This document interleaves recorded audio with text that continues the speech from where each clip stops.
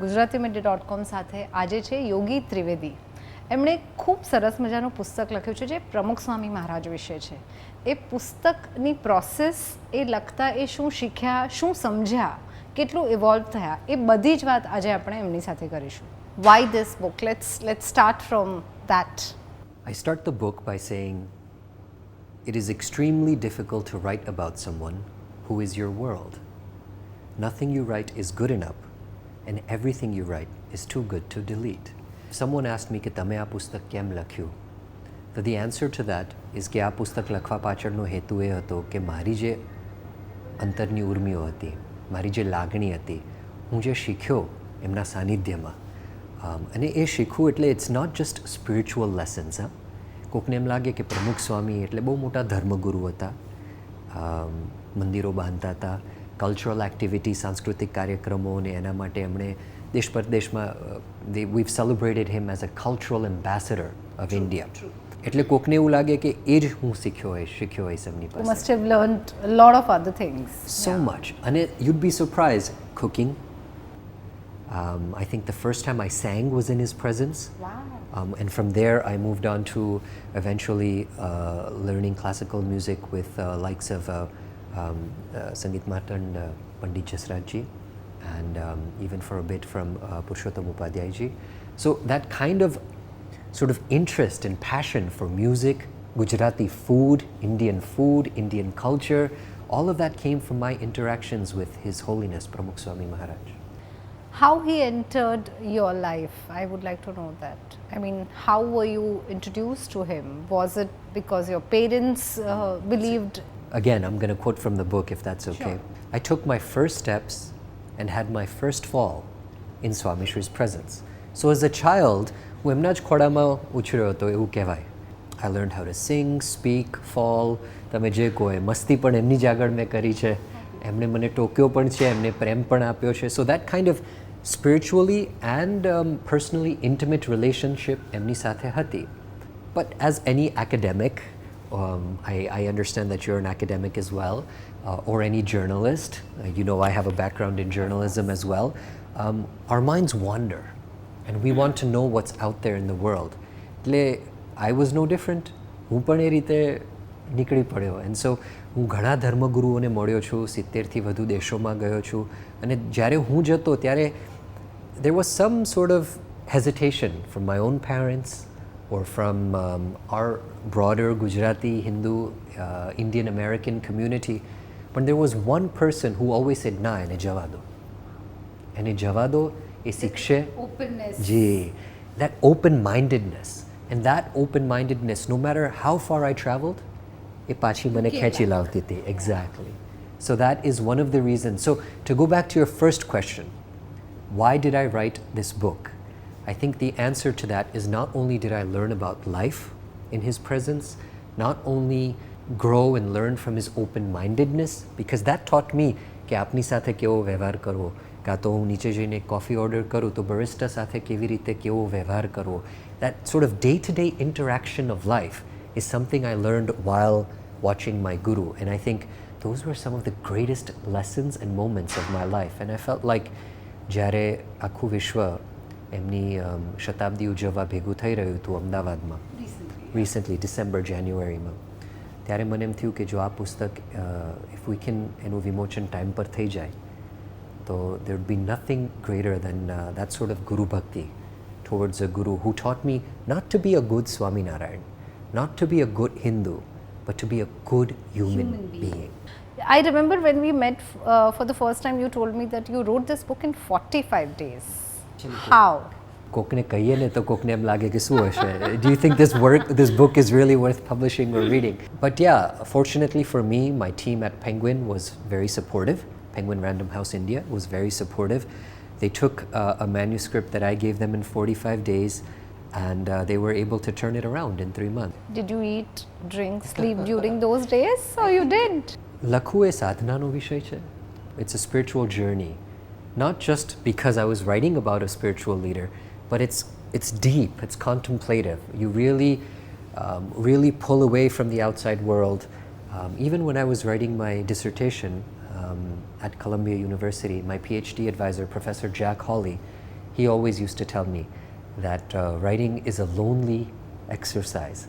And I felt that. Yes, I felt the presence of my editors along with me, my researching team that was helping me pull together. And of course, I'm a spiritual person, so I'm not going to lie to you. I felt the presence of Swami Shri while I was writing the book. But it was a lonely process. રોજ રાત્રે 2-3 વાગે રાત્રે સવારે 7:30 પાછો હું ઉઠી જાઉં ને લખવા બેસી જાઉં 8 વાગે 8:15. And so 17-18 hours, one meal a day, 2 coffees a day, lots of love and comfort from the community and the people around me. So Atlanta ni bahar Lilburn નામનું એક ગામ છે જોર્જિયામાં, અને ત્યાં એક BAPSનું મંદિર છે, સ્વામિનારાયણ મંદિર, અને ત્યાંના એક કોઠારી સંત છે who has given me so much love, and I see this sort of reflection of Pramukh Swami in the way he treats people. He said, તારે જ્યારે લખવું હોય ત્યારે તારે આવી જવાનું. So I went there, I took up his invitation, હું ત્યાં ગયો, and I hid out. Every time I finished a chapter, I took a day off. Other than that, Of course. and even in that day off, you're thinking about What the next? day. So you literally kind of, grew in his presence, and you learned a lot of things, and then you wrote this book. But writing a book, putting your emotions in some 350-400 pages, I'm sure it changes you. How did you change, after this entire process of, putting your emotions on paper? There are 3 things that one has to be very conscious of when writing such a personal, heartfelt recollection. You have to be vulnerable. So I opened myself up to the community, to the reader, and you have to remember this book is going to be read by such a diverse audience. They're going to be my academic circle, so professors, historians. So even ideologically, tame vicharo, the left, right, center, everyone is reading it. Tame dharmani rite vicharo, to Hindus, Vaishnavs, Jains, everyone, Muslims, Jews, Sikhs, all my colleagues are going to be reading it. If you think about it in terms of profession, so you go everywhere from the medical doctor, businessman, all the way to the intellectual, right? So, and everyone in between. I'm getting beautiful pictures of 8 and 9-year-old kids reading it in America and London and Australia. And then of course, Swaminarayan સંપ્રદાયમાં એક સાધુની પરંપરા છે, અને એક બહુ it's a very prolific parampara, lineage. And in that senior santo, it's so rewarding. એટલો અંતરમાં મને આનંદ થાય when I get a video clip or a picture. Must be so satisfactory. Exactly. Satisfying to see an 85-year-old Vadil Sant reading the book to a 7 or 8-year-old child reading the book. So such a diverse audience. So I had to be okay with opening myself up and my reading of the Guru, right? So it's my reading. હું એમના જીવનમાંથી શું શીખ્યો? That's what I'm sharing. So this is not the tell-all book. This is not just a chronological itihas of who Pramukh Swami was and what he did. ઘણી વાર લખાઈ ગયું છે. But I felt that this was an opportunity for me to open up myself. એમાં છે ને second વસ્તુ આવે છે. So the first thing is being vulnerable. The second thing is once you're vulnerable, all of a sudden there's a mirror that is placed in front of your face of you. So when I'm writing about Pramukh Swami being able to love and serve everyone, when I'm talking about Pramukh Swami being humble, when I'm talking about Pramukh Swami being aham shunya, when I'm talking about Pramukh Swami being saman or embracing all, the first question that pops up in my mind the next morning when I'm making my coffee or showering or saying hello to the person I see in the morning is, am I being all of those things? Being mindful, in every second of... So એ જે દર્પણ છે, એ જે અરીસો છે, એ તમારી સામે જ્યારે એ મુકાય, mirror, you become mindful all of a sudden. So that spiritual mindfulness is something that came as the second thing. So first was vulnerability, being open, sharing your insides out. English, there's a beautiful expression, spilling your guts out or opening up your heart. And the second thing is mindfulness, just spiritual mindfulness. And the last thing when it comes to sort of change is responsibility. I feel this sort of responsibility to myself, to my guru, to the community, that I have to try to be better. No one is perfect. We're all human. But if I feel like he lived like that, then I can try to live like that every day. And I think if each of us do that every day, just a little bit A more. lot of problems will be resolved, right? Right, exactly. So I want to ask you, it's a book, I will not say that it's a religious book, it's a spiritual book, right? Because it is all about everyday spirituality. When we talk of religion, where are we going? Where are we? What ways are we showing to people? See, it's not about going to temple or doing a diya, but I mean, there are people youngsters who would just like, why do that? It's just a process. Someone might be doing it just to please a god, or someone might be doing it because it will make him or her feel good. What is your take on this change, when we talk of religion? So I think adhyatmikta or spirituality is a journey. Exactly.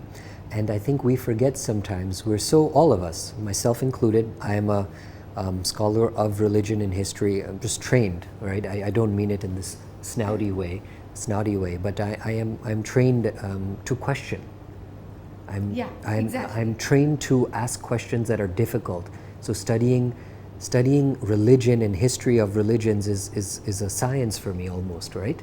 Of course. It's a shastra for me, if I may use that. You have not sat under a tree and done meditation. You have studied. Exactly. So in that, what I forget sometimes is adhyatmikta is a path. It's a journey, and so unless you walk on that path or journey, it's so easy to be this sort of third party standing on the side critiquing that journey. Like, આવું તો શું થઈ શકે? Is that even possible? આવું તો શું હોઈ શકે? Writing this book was the perfect way for me to realize, okay, yes, you can politicize religion, you can talk about the right and the left and the moderate and see where that lands you in the conversations about religion. You can join it with political parties, you can join it with intellectual thinkers and their readings. અત્યારે life coaches નું બહુ ચાલે છે, right? So life coaches are telling you that you don't need religion, we'll give you the sort of ethics and morality and the steps you need to get ahead in life, the discipline of life, living life. Fine, એમાં કોઈ પ્રશ્ન નથી. But in writing this book, I realized that if you think of traditional Hindu or Muslim or Yahudi or Christi or Sikh, Jain, whatever dharma in that case, there is a sort of method to the madness, if I may use that term. And that method to the madness is that once you walk on the path, you realize that dhime. My guru said something beautiful to me once. I was questioning religion just like this. We were in London, and he said to me, Yogi, tu ઘરેથી નીકળે અને job પર જતો હોય. I used to work at CBS News at the time in Manhattan. I lived on Long Island in New York. So it was about a 45-minute drive. એમણે મને કીધું કે તું ન્યુયોર્કથી ઘરેથી નીકળે લોંગ આઇલેન્ડથી અને ન્યુયોર્ક તારે પહોંચવું હોય તો તને કેટલો રસ્તો દેખાય? I said 10, 15, 20, 30 feet. Exactly.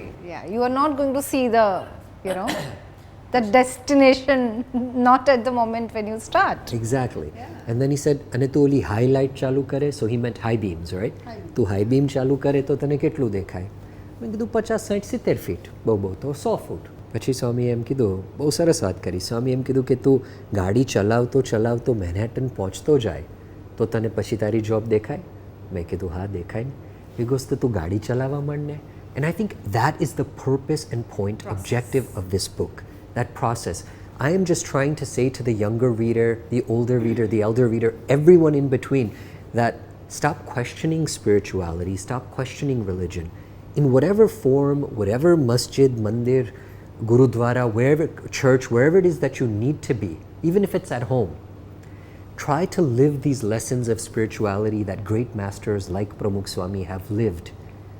And પછી તમને રસ્તો દેખાતો જશે. And at the end of the day, I believe that being spiritual is the very core of being spiritual is being a nice, good human being.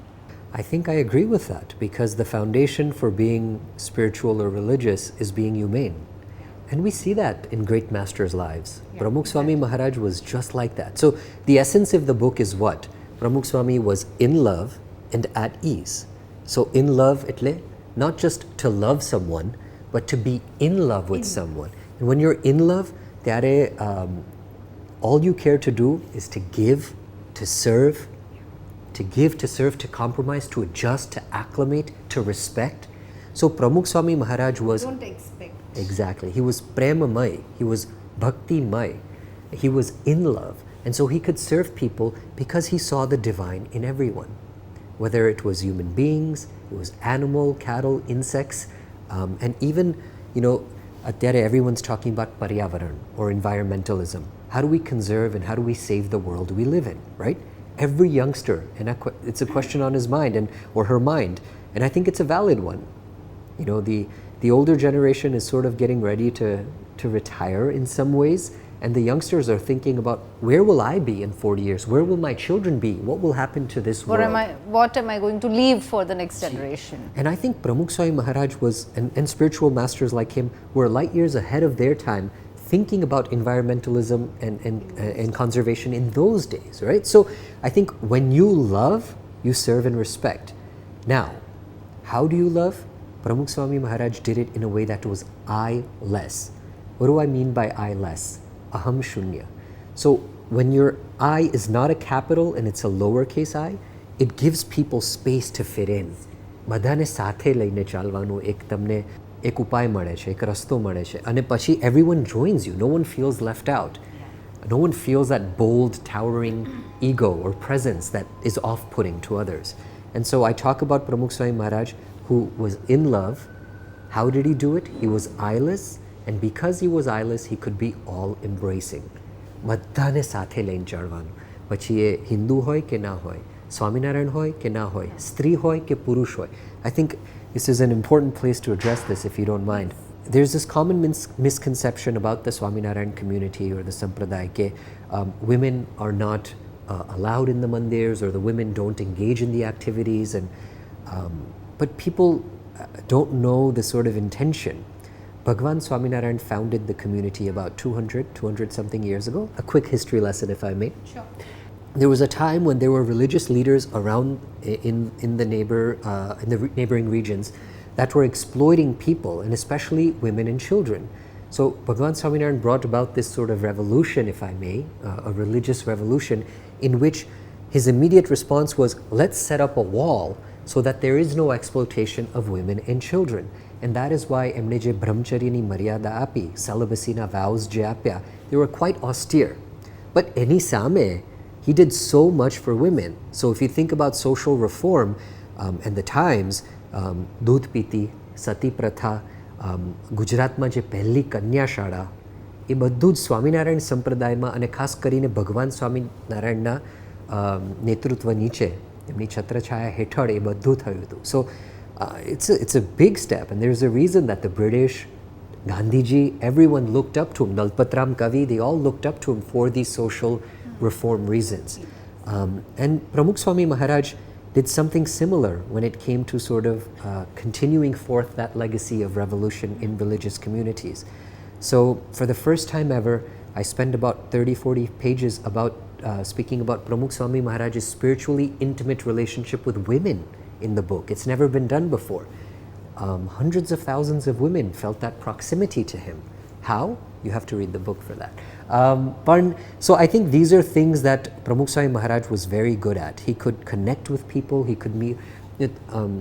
There's a beautiful example. હું એટલાન્ટામાં જ્યારે લખતો હતો, ત્યાં મને રાકેશભાઈ કરીને એક ભાઈ મળ્યા, and he said કે મારા ઘરે એક કામવાળા ભાઈ હતા. And we had never sat down to eat with him. We had never even had this kind of conversation. The first time Pramukh Swami came to our house in Vidyanagar, after that day, Pramukh Swami, because he brought him, એમની સામે જ જમવા બેસાડ્યા એમને.